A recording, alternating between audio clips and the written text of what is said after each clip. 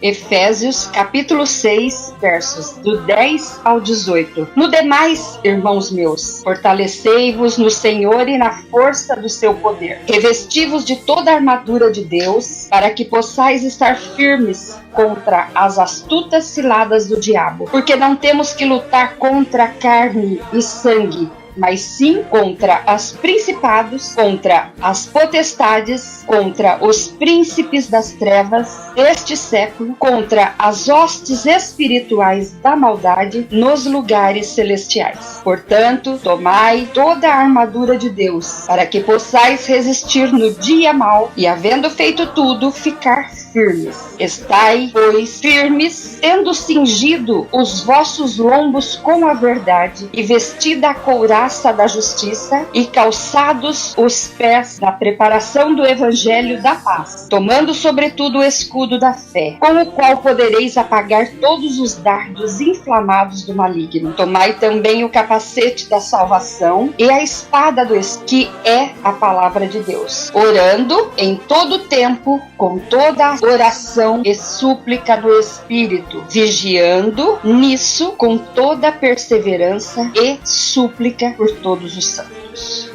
Senhor, muito obrigada por reservar a nós e nos permitir conhecer tudo o que é necessário para uma vida cristã vitoriosa. Esteja conosco e nos conduza a uma compreensão clara do teu querer, do teu poder, e toda a honra e toda a glória serão para ti. Amém. Prezados, a vida cristã não é um mar de rosas, é um campo de batalhas, onde o inimigo não é o seu vizinho, não é o seu parente, não é nem mesmo aquele que diz que é seu inimigo. Não é. Onde então estão os inimigos que a palavra de Deus diz que está contra nós e que nós temos que lutar? Primeiro, está dentro de nós. É o nosso ego, é o maior. Esse quer sempre se sobreaparecer. Também tem um inimigo que se denota mal e está ao derredor. Aqui então tem dois perigos. Primeiro, eu posso subestimar a ponto de achar que é fácil vencê-lo. Segundo perigo é eu superestimar a ponto de achar que não conseguirei vencê-lo de forma nenhuma, e aí eu perco a fé, perco a alegria. Isso também é um perigo. E é por isso que o apóstolo Paulo trata este assunto de suma importância para a nossa vida. Veja Efésios capítulo 6, verso 12. Porque não temos que lutar contra a carne e o sangue, mas sim contra os principados, contra a potestade, contra os príncipes das trevas deste século, contra hostes espirituais da maldade nos lugares celestiais. Não tem nada mais perigoso que lutar sem saber com quem se vai lutar. Porque se eu não souber com quem vou lutar, eu não sei que armas que eu poderei usar. Mas de uma coisa a palavra de Deus nos diz e nos dá dicas sobre ele, para que nós possamos nos revestir com a armadura certa. Primeiro, ele é invisível. Ele vive ao nosso derredor e anda rugindo como um leão. Todos nós sabemos que o leão ruge não para quando está atacando o bando, mas quando quer dispersar alguma presa do bando para devorá-la. Outra dica desse inimigo, que são 6 dicas que nós temos aqui dentro dessa palavra que nós lemos, é que ele é maligno, assassino, mentiroso, ladrão. Ele não tem caráter nenhum. Outra dica, terceira, ele é astuto e está sempre preparando ciladas. Ou seja, ele usa várias metodologias e sutilezas, tipo assim, aquelas perguntas, pondo dúvida, tá? Para nos derrubar. Quarta é que ele é persistente. Ele seguiu Jesus e armou ciladas, uma atrás da outra, por 40 dias, na tentativa de ganhar essa guerra. Ele também tem uma nova característica que é covardia. Ele é um covarde, nunca está sozinho e age com o seu exército numeroso. São principados e potestades, a palavra de Deus diz. Ele é oportunista e numa única brecha será suficiente para derrubar o crente. Ou qualquer pessoa, seja crente ou não, ele derruba qualquer um. Seu objetivo contra a nossa vida é matar, roubar, destruir. Por isso precisamos estar armados todo o tempo e todos os dias da nossa vida. E Paulo começa dando a primeira ordem, e são 6. A primeira ordem preste bem atenção nesse verbo que Paulo usa, fortalecei-vos. Olha o que ele diz em Efésios 6, verso 10. No demais, irmãos meus, fortalecei-vos no Senhor e na força do seu poder. Primeiro, esse verbo é um verbo imperativo. Não dá para ser questionado, mas obedecido. Esse verbo está no tempo presente, portanto, não pare de se fortalecer, todo momento vai se fortalecer. Esse verbo é um tempo passivo e quer dizer que temos que nos fortalecer de uma força que não temos condições de produzir, mas o Senhor tem, pode ficar tranquilo. Então, fortalecei-vos no Senhor e na força do seu poder. Exemplo, vou dar 2 exemplos. Eu não posso fortalecer os meus músculos, mas os exercícios podem. Portanto, eu preciso fazer exercícios todos os dias. Outra coisa, eu preciso de saúde, mas não posso fazer em mim saúde nenhuma. Mas os alimentos podem. Portanto, eu preciso comer alimentos saudáveis todos os dias para ter saúde. Em quarto lugar, o verbo é fortalecei-vos. E quem é o sujeito desse versículo? Eu e você. Por isso cabe a nós tomarmos a iniciativa de ir até o trono da graça para buscar este fortalecimento e a força que precisamos do Senhor todos os dias. Jesus declarou: eu sou a videira, vós as varas. Quem está em mim e eu nele, esse dá muito fruto, porque sem mim nada podeis fazer. João, capítulo 15, verso 5. O apóstolo Paulo declarou: posso todas as coisas em Jesus Cristo, que me fortalece. Filipenses 4:13. Então busque fortalecimento na fonte, e a fonte é o Senhor. Lucas 10, de 1 a 24, mostra Jesus dando poder para seus discípulos. E só dá aquele que tem. No Senhor está a força que precisamos para enfrentar qualquer desafio que a vida nos reserva. As armaduras que precisamos não são místicas, não conseguiremos por meio de magia, simpatias, mas estão disponíveis no Senhor Jesus, que deu vida, a sua própria vida por nós. Segundo ponto, que é a segunda ordem dessa passagem lida: revesti-vos. Efésios 6 e 11 diz: revesti-vos de toda a armadura de Deus para que possais estar firmes contra as astutas ciladas do diabo. E que armaduras são essas? Essa armadura é um conjunto de itens que Paulo explica, trazendo como exemplo o soldado romano. Da mesma forma que o soldado em campo de guerra usa roupas especiais como cinto, couraça, capacete, espada, escudo e sapatos, nós também temos que usar roupas, uma roupagem toda especial que a palavra de Deus nos garante que elas existem. E o que é que nós precisamos usar? A verdade, a justiça, o evangelho, a fé, a salvação e a Bíblia Sagrada, que é a palavra de Deus escrita e revelada. O próprio Deus usa essas armas e nós seremos loucos de não usar? Isaías 11:5 diz: e a justiça será o cinto dos seus lombos e a fidelidade o cinto dos seus reis. Isaías 59:17 diz: pois vestiu-se de uma justiça como uma couraça e pôs capacete da salvação na sua cabeça e pôs vestidura sobre si, vestes de vingança e cobriu-se de zelo como um manto. Logo, a armadura de Deus. Ele usa e graciosamente disponibiliza para nós. Deus é amor e não nos colocaria numa guerra sem deixar à nossa disposição todo o revestimento e armamento que precisamos para vencer. O interessante é que nossa armadura tem o nosso número. Eu não posso usar a armadura de ninguém a não ser aquela que é minha. Veja um exemplo. Está em 1 Samuel 17:38 e 39. E Saul vestiu a Davi de suas vestes, pôs-lhe sobre a cabeça um capacete de bronze e o vestiu de uma couraça. E Davi cingiu a espada sobre as suas vestes e começou a andar. Porém, nunca o havia experimentado. Então disse Davi a Saul: não posso andar com isso, pois nunca experimentei. Davi não estava com a força suficiente para sustentar aquela armadura de Saul e vencer Golias. Por isso que a promessa, que a primeira ordem, que é uma promessa, bem, fortalecei-vos. Então é uma ordem que eu tenho que buscar, mas é uma promessa que já está preparada para mim conseguir. Depois que eu me fortalecer, aí vem revesti-vos. Ainda em Efésios 6:11, Paulo explica o porquê da necessidade de se fortalecer e estar revestido. Aí ele continua o versículo: para que possais estar firmes contra as astutas ciladas do diabo. Estar firme é não recuar, mas manter-se em posição de combate. O mestre quer que saibamos que se recuarmos, o inimigo avança e toma espaço. Portanto, Efésios 4:27 diz: não deis lugar ao diabo. Fica firme. Deus lhe chamou para ser pastor? Fique firme. Deus lhe chamou para ensinar? Seja escola dominical, seja em qualquer ensinar? Fica firme. Ensine. Deus lhe chamou para liderar? Fica firme.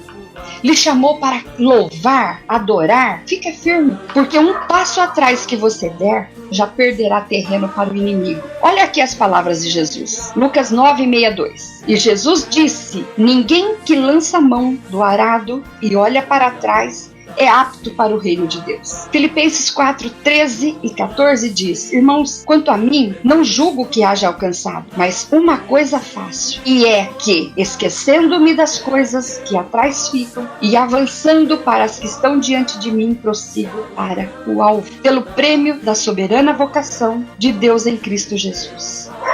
Então, nós temos um alvo. Nós não andamos à deriva, temos um alvo. Então, cuidado. Se eu tenho um alvo a alcançar, não se prenda a passado. Olha para frente. O propósito do fortalecimento e revestimento é permanecermos firmes contra as astutas ciladas do diabo. Cilada no grego é estratagema, estratégia. Satanás é astuto e prepara uma estratégia natural que você jamais imagina que aquilo estaria ali para te derrubar. Não subestime Satanás. Ele está debaixo dos pés de Cristo, não dos seus. Mas se estivermos na força do Senhor, aí a coisa muda de figura completamente. Assim como a gente distrai uma criança que quer uma coisa que não podemos comprar, dando para ela um picolé, um doce ou até um outro brinquedo de menor valor ou qualquer coisa assim, assim também Satanás está enganando aqueles que são meninos na fé, que são crianças. E a palavra de Deus hoje está nos dizendo: cuidado, fica esperto. Então 2 ordens foram dadas e o propósito foi explicado. Agora vem o porquê de obedecer. Quais foram as 2 ordens? Fortalecei-vos e revesti-vos.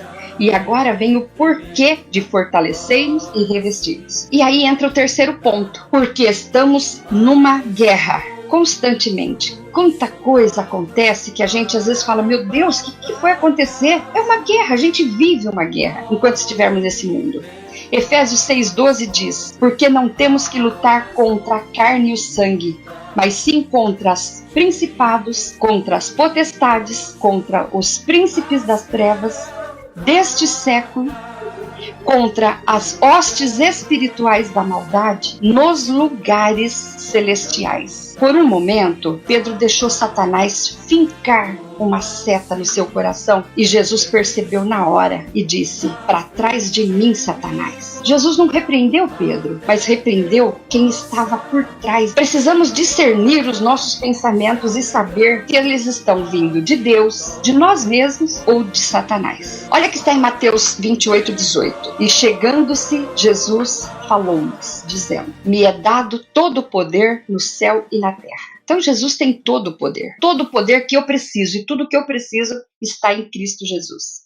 Então vamos permanecer em Jesus, que é a nossa videira verdadeira, usando todas as armaduras que Ele nos disponibilizou para vencermos. Quarto ponto desta passagem: não vacile, esteja pronto. Efésios 6:13 diz: portanto, tomai toda a armadura de Deus para que possais resistir no dia mau e, havendo feito tudo, ficar firmes. Significa que existe um dia que é mau. O inimigo sabe que um momento bom para atacar é após uma vitória. Quando a pessoa acha que poderá descansar na alegria de ter vencido, aí é que entra o perigo. Então, comemore suas vitórias em estado de alerta, vigiando o tempo todo. Um detalhe importante: cuidado, saiba até como dar os teus testemunhos. O inimigo não perde tempo. Quinto ponto. Depois de estar fortalecido no Senhor, comece a vestir-se.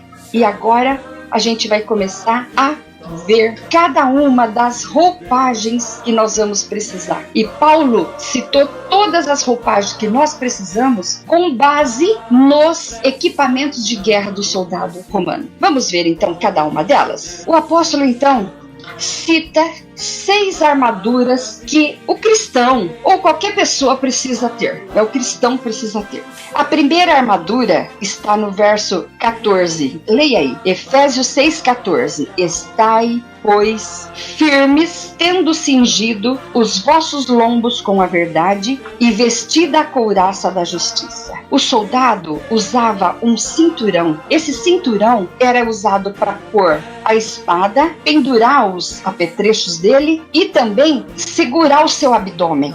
Também toda a vestimenta. Com base nisso, Paulo fala assim: olha, cristão, vocês, meus irmãos, têm que usar a primeira armadura. E essa primeira armadura que temos é: vista-se do conhecimento da verdade através da leitura da Bíblia. Então, a boca fala do que o coração está cheio. Devemos sempre falar a verdade e fazer o que é correto para estarmos protegidos pela lei. O diabo é mentiroso, pai da mentira, mas não pode triunfar sobre um crente que anda na verdade. A verdade que Paulo cita é a palavra de Deus. Quando estivermos passando por lutas, temos que ter esse cinto bem ajustado no nosso abdômen, no nosso coração, no nosso ser. Ter um coração cheio de Bíblia para ter poder. Porque o diabo vai tentar, de todas as formas, lançar dúvida para dizer que a Bíblia é mentirosa. Mas você vai fazer como que fez o Senhor Jesus Cristo. Conhece a palavra e nos ensinou muito a palavra.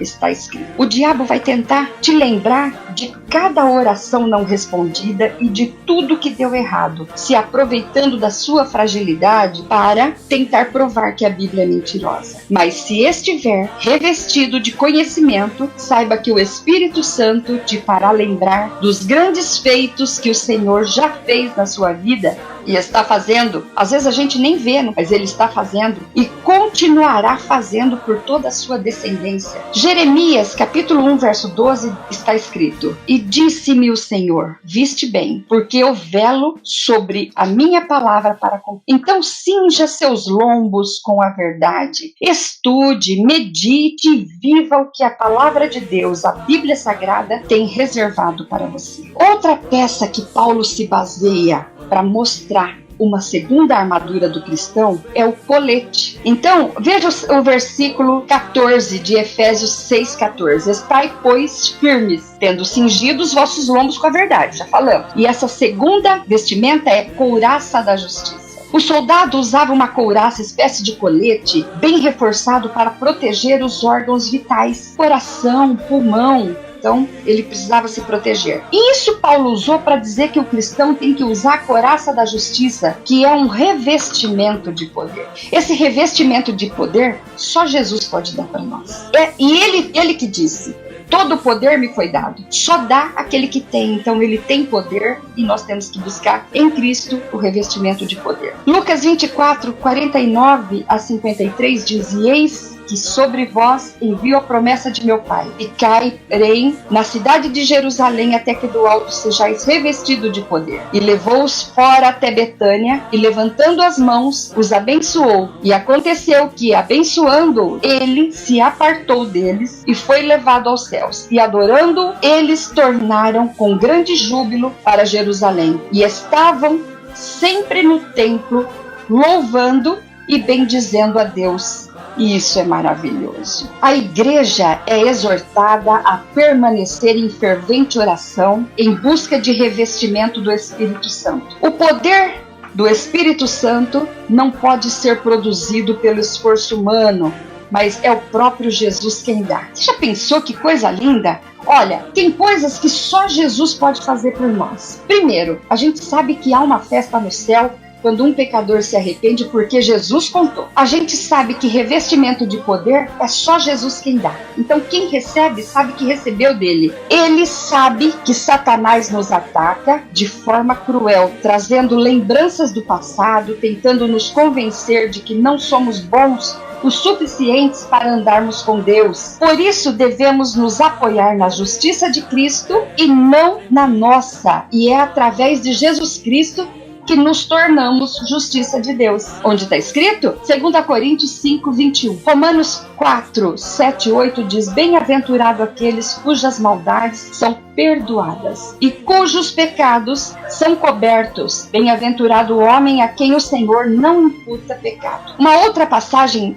maravilhosa, Romanos 8, 33, 34. Quem intentará acusação contra os escolhidos de Deus? É Deus quem os justifica. Quem é que condena? Pois é Cristo quem morreu, ou antes, quem ressuscitou dentre os mortos, o qual está à direita de Deus e também intercede por nós? Quem? É Jesus Cristo. Não é com palavras que venceremos, mas com uma vida santa e justa. Vamos ao próximo item do soldado romano. Olha Efésios 6 e 15. E calçados os pés na preparação do evangelho da paz. O soldado usa um terceiro equipamento que é um calçado apropriado, que lhe dê segurança na hora da batalha, para não escorregar, e também lhe dê tração na hora da luta. E isso Paulo usou para dizer sobre o terceiro item do evangelho que nós cristãos precisamos ter. A nossa terceira armadura é esta: evangelho de Cristo, evangelho da paz. Olha aqui que ele diz: calçados os vossos pés na preparação do evangelho da paz. Evangelho de Cristo, e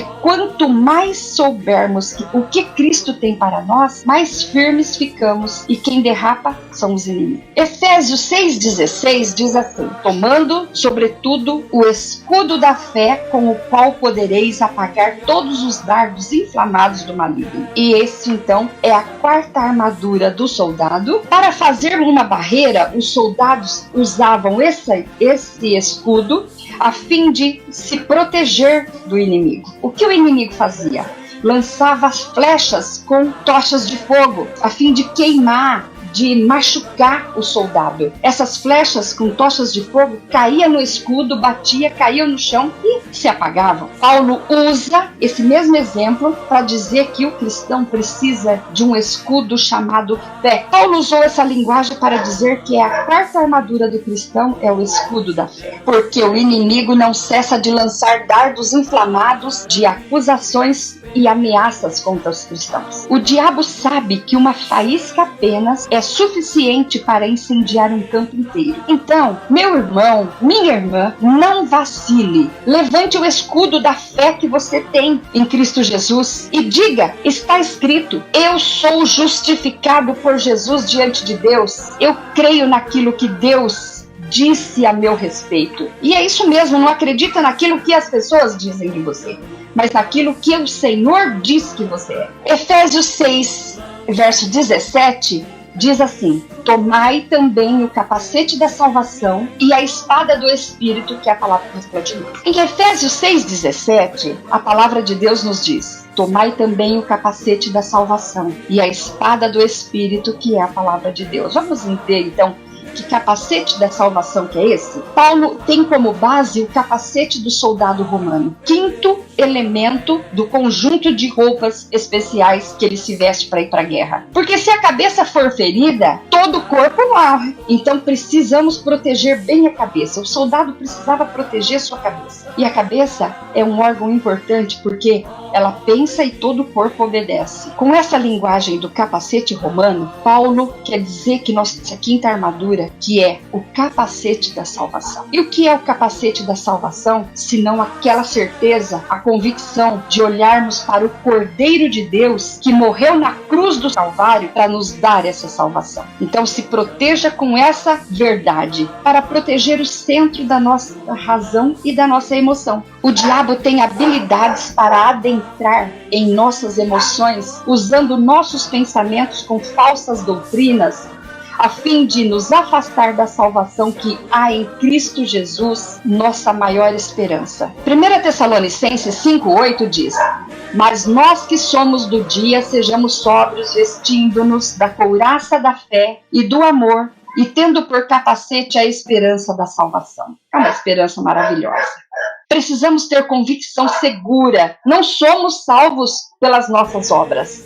Em 1 Tessalonicenses, capítulo 5, verso 8, diz: mas nós que somos do dia, sejamos sóbrios, vestindo a couraça da fé e do amor, e tendo por capacete a esperança da salvação. Precisamos ter a convicção segura de que não somos salvos pelas obras, mas pela fé em Jesus Cristo, porque Ele é o único que morreu na cruz do Calvário para salvar a nossa alma. E salvação só vem dele. O capacete da salvação é a convicção segura de que estamos no caminho em direção a Canaã celestial, onde Jesus já tem preparado um lugar para nós. E quantas vezes durante a sua oração passaram uns pensamentos sujos em sua mente? Saiba que quando isso acontecer, é uma flecha que Satanás está lançando contra você. Então, o que você vai fazer? Repreender imediatamente. Não dê guarida para dúvidas, como Eva fez.